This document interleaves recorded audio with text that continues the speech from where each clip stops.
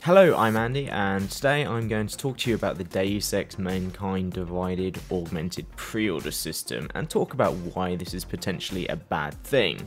The franchise itself has had 5 games, including this one, with the original coming out in 2000, followed by Invisible War in 2003, Human Revolution in 2011, and The Fall in 2013. However, not all of these games have been held in such a high regard as the original. The latest game, Mankind Divided, will be releasing on the 23rd of February 2016 and has just gone up for pre-order. What's worrying me is this new augmented pre-order system, which consists of 5 tiers, which unlock depending on the amount of people pre-ordering the game. This number hasn't been specified anywhere at all. This isn't the first game to have a tiered pre-order system, however. XCOM and Grand Theft Auto 5 were games that both had pre-order systems, however this seems to be the godfather of them, and that's not a good thing at all. It's been coined as crowd pre-orders, and it seems to be a hybrid mix of Kickstarter reward tiers and pre-order incentives. The first of this pre-order cake is a costume, in-game cash, items, and a praxis point. Tier 2 is a choice between a digital art book or an OST sampler. Tier 3 is a dreaded exclusive mission, where part of the game is obviously being held at ransom to undoubtedly be released as DLC at a later date. Tier 4 is a digital comic book or novella, and then Tier 5 is the game being released 4 days early. Okay, so I've slightly relaxed my views on pre-orders recently. I'm generally still against them as they are very anti-consumer. Generally, when companies are asking for your cash to get these pre-order incentives, it's before any real information has been set out on the table and the game's not even out. The only things that you might get to know about the games is carefully picked things from marketing departments or guarded press events. The most recent example of this is Metal Gear Solid 5 The Phantom Pain, where members of the press were invited to play the games behind closed door at Konami, allowing a limited time slot to base a review on. Now I have to say, I have fallen prey to pre-order fever in the past.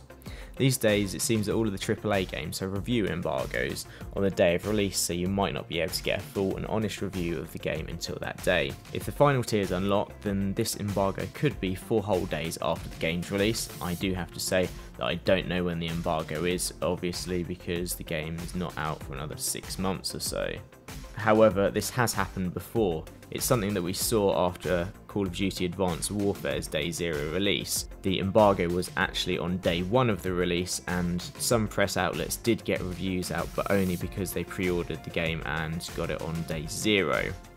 Now, it's all okay though, with Steam refunds becoming a thing. Pre-orders have become safer. Yes and no. Steam refunds have led to Batman Arkham Knight being removed from Steam's storefront in order to be patched after a flurry of refunds, and still hasn't come back, which can only say that the game was in no state to be released on PC in the first place. But this protection is only available to PC users. Console gamers at present don't have the luxury to take advantage of this, but even then players only have 2 hours to figure out if the game is a pile of wank or not. Problems can creep up after this 2-hour line, especially if the game is a fairly long one, and after this point players aren't guaranteed a refund if they've pre-ordered on Steam. To be honest, the option of an art book, OST and novel don't bother me too much unless I'm really invested in the franchise. However, the usual way a tier system works is once unlocked, the consumers get everything in that category. With this augmented pre-order system, you aren't even getting all of the rewards. By saying the consumer can choose their tier is effectively a clever way of putting a positive spin on the fact that consumers are picking what they're going to go without. Also, with the case of tier 1, you get to pick options that make the game easier for you, which always seems ludicrous. Why would you want to make a game easier before even attempting it? It takes away from the experience. Part of the fun of games is being able to progress and not having everything given to you on a silver platter. It's like being stuck in a puzzle in a game. It's frustrating sometimes, but solving it yourself without searching online for a guide is much more rewarding. And after looking online for a guide, you generally feel like, oh, was it that easy? I could have probably done that myself. Then we go on to the exclusive missions, which, as I said before, is just having part of the game ripped out on day 1 to be sold at a later date to those not pre-ordering, which is a massive kick in the teeth for those that are sensible enough not to pre-order the game and actually wait to see what the reviews are like and if it's worth picking up. But dangling the incentive to get the game 4 whole days early if you put your trust in ScreenX and pre-order is very insidious indeed. The fact that this is being done on a franchise that has a lot of fans will mean that people pre-ordering will try and convince others to pre-order so the next tier will be unlocked. As what's the point in just getting tier 1 if you can get tier 5 and get your hands on the game early? It's consumers being anti-consumer themselves. Not only that, giving a game to some consumers early means that the internet will become rife with spoilers. This isn't generally the case with reviews of the game, because normally if a certain review contains spoilers then people aren't necessarily going to read or watch all of the video, meaning the reviewer will gain less views and therefore it's within their interest not to do this. Consumers don't necessarily have that barrier. Some people will go out of their way to spoil games for others.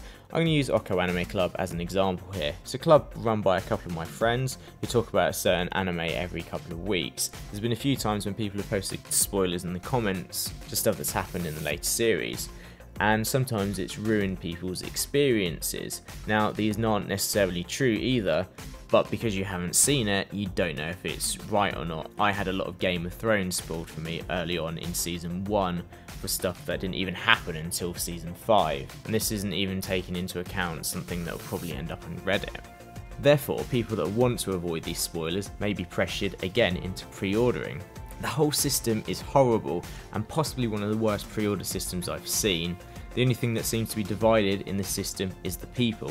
Even if you do decide to get it, you won't necessarily get all of the content. I really hope this type of thing isn't going to be the norm for pre-orders, and locking everything away behind paywalls isn't the way forward. It's anti-consumer, and at the end of the day it's just harming those that have the sense not to pre-order these things.